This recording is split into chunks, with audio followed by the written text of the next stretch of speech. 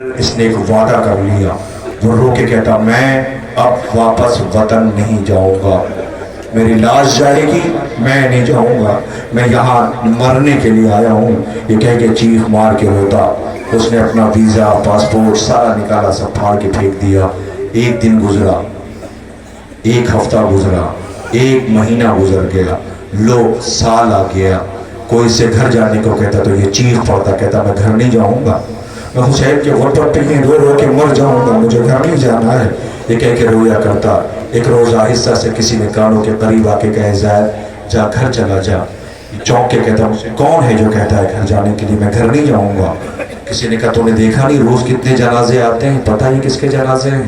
یہ ان کے ہیں کہ جنہوں نے آرزو کی ہوئی ہے، زندگی میں آ جاتے ہیں وصیتیں کر کے، کچھ تو ایسے ہیں کہ جو نہیں آ پاتے تو فرشتے لے آتے ہیں۔ اب تو یقین ہو گیا جا گھر چلا جائے۔ یہ رو کے کہتا مجھ سے کوئی گھر جانے کو نہ کہے۔ یہ کہہ کے حرم میں بیٹھا رو رہا تھا، کس کی آنکھ لگ گئی، بس 1 منٹ میں تابوت آنے والا، مجھے نہیں پتا آپ کیسے استقبال کرو گے، سارے مصائب آپ کی نظروں کے سامنے، مگر ایک فطرہ جہاں سے میں نے 18 بنی ہاشم کے تابوت کی نقابت کا سلسلے کا آغاز کیا تھا، اسی مقام پہ آقا حسین کے تابوت لانے کی گزارش کروں گا۔ یہ بیٹھا رو رہا تھا کہ اچانک سے اس کی آنکھ لگ گئی۔ کسی نے آہستہ سے کہا زائر گھر چلا جا۔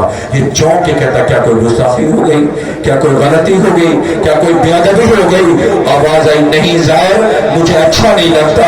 کہ مولا کیا کوئی غلطی ہو گئی؟ کہ نہیں غلطی نہیں ہوئی ہے، جب سے تو یہاں آیا ہے گھر پہ اپنی ایک بچی کو چھوڑ کے آیا ہے جو روز میرے عزا خانے میں آتی ہے اور آگے کہتی میرا بابا کربلا گیا ہے، اسے واپس بھیج دے۔ اے زائر مجھے کربلا کے بعد سکینہ کے بعد کسی بچی کی چیخ اچھی نہیں لگتی، لوسی غریب کی میت آ رہی ہے، ذرا دیکھ کے تو مولا مقتل میں پیاسے ذبح کر دیے گئے، بیٹی تلاش کر رہی ہے بابا، نیند آئے گی جب آپ کی بو پڑے گی بابا، میں رات میں مقتل میں چلی آؤں گی بابا۔